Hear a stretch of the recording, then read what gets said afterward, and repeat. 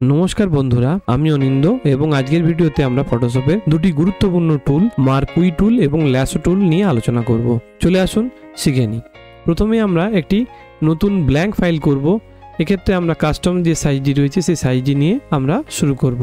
আমরা একটি নতুন ব্ল্যাঙ্ক ফাইল তৈরি করেছি। আমাদের কাছে একটি ব্ল্যাঙ্ক ফাইল এবং একটি ফুলের ছবি রয়েছে। আমরা চাই এই ফুলের ছবির কিছুটা অংশ আমরা এই ব্ল্যাঙ্ক ফাইলটিতে নিয়ে যাব। এর জন্য আমাদেরকে মার্কিউ টুল শিখতে হবে। মার্কিউ টুল মূলত তিন রকমের হয়। এখানে টুল বক্সের মধ্যে এই দ্বিতীয় যে টুলটি রয়েছে এটি হলো মার্কিউ টুল। আমরা রেক্ট্যাঙ্গেল মার্কিউ টুল সিলেক্ট করলাম। রেক্ট্যাঙ্গেল মার্কিউ টুল সিলেক্ট করার সঙ্গে সঙ্গে আমরা একটি এরিয়াকে ধরে ড্র্যাগ করলাম বা টানলাম মাউস না ছেড়ে, যার ফলে এই এরিয়াটি সিলেক্ট হয়ে গেল। এখন এই এরিয়াটিকে আমরা যদি কপি করতে চাই তাহলে আমরা এডিটে গিয়ে কপি করব অথবা কিবোর্ডে কন্ট্রোল সি দেব। এরপরে নতুন ফাইলটিতে গিয়ে আমরা এডিট মেনুতে গিয়ে পেস্ট করলাম। এখানে পেস্ট করার সঙ্গে সঙ্গে দেখতে পাচ্ছি এই ফুলের যে ছবিটি সেটি এখানে চলে এসছে। তো এইটা গেল আমাদের প্রথম মার্কিউ টুল। দ্বিতীয় আবার আমার মার্কিউ টুল সিলেক্ট করলাম। এক্ষেত্রে আমরা অ্যাপ্লিকেল বা বৃত্তাকার যে মার্কিউ টুল হয় সেটি সিলেক্ট করলাম। আবার ওই ছবিতে গিয়ে আমরা একটি এরিয়াকে ধরে ড্র্যাগ করলাম। পুরো এরিয়াটি সিলেক্ট হয়ে গেল এবং এডিট মেনুতে গিয়ে আমরা আবার আগের মতো কপি করলাম এবং নতুন ফাইলে গিয়ে আমরা এডিটে গিয়ে পেস্ট করলাম। এক্ষেত্রে দেখতে পাচ্ছি একটি গোলাকার ফুলের ছবি চলে এসছে।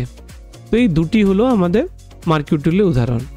একই সাথে এই মার্কিউ টুলে এর সাথে আরও অনেক কিছু অপশন রয়েছে। আমরা যদি মার্কিউ টুল সিলেক্ট করার পরে এখানে একটি অপশন রয়েছে, সেটি হলো ফেদার অর্থাৎ পালক।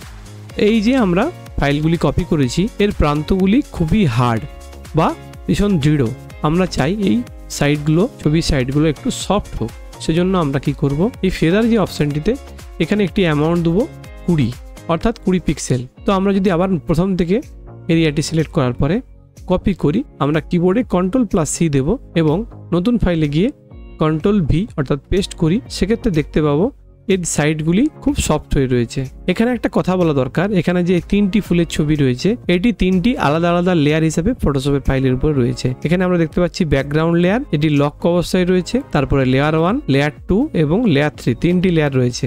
এরপরে আমরা একইভাবে মার্কিউয়ের রেক্ট্যাঙ্গেল মার্কিউ টুল সিলেক্ট করলাম এবং ফেদারের জায়গায় 20 করলাম এবং আমরা যখনই ধরে টানবো এইভাবে আমরা দেখতে পাচ্ছি কর্নারগুলো রাউন্ডেড হয়ে যাচ্ছে। এরপর কিবোর্ডে কন্ট্রোল+C এবং এখানে এসে কন্ট্রোল+V দিলাম। এবারও দেখতে পাচ্ছি যে সাইডগুলি খুবই সফট হয়েছে। এটি আমাদের অত্যন্ত প্রয়োজনীয় একটি টুল, যেটা আমাদের পরবর্তীকালে বিভিন্ন জায়গায় ভীষণ কাজে আসবে। তো একই সাথে আমরা ফটোশপের লেয়ার কনসেপ্ট এবং ফটোশপের মার্কিউ টুল এটা আমরা দেখে নিলাম। এরপরে আমরা এই যে সিলেকশন রয়েছে এটি ডিসিলেক্ট করবো, অর্থাৎ সিলেকশনটা মুছবো। তার জন্য কি করব, এখানে গিয়ে আমাদের সিলেক্ট মেনুতে ডিসিলেক্ট এই অপশনটিতে ক্লিক করব। দেখতে পাচ্ছি সিলেকশনটি অফ হয়ে গেল। এরপরে যে টুলটি শিখবো সেটির নাম ল্যাসো টুল। ল্যাসো হচ্ছে একটি দড়ি, যে দড়ি দিয়ে সাধারণত কাউবয়েরা তাদের ঘোড়া বা অন্যান্য গবাদি পশুকে দড়ি ছুঁড়ে ধরতেন। আমরা এখানে ল্যাসো টুল দিয়ে ছবির একটি অংশকে সিলেক্ট করব নিজেদের পছন্দ মতো। ল্যাসো টুলে 3 রকম অপশন আছে, সাধারণ ল্যাসো টুল, পলিগোনাল ল্যাসো টুল এবং ম্যাগনেটিক ল্যাসো টুল। সাধারণ ল্যাসো টুলের ক্ষেত্রে আমাকে পুরো ছবিটা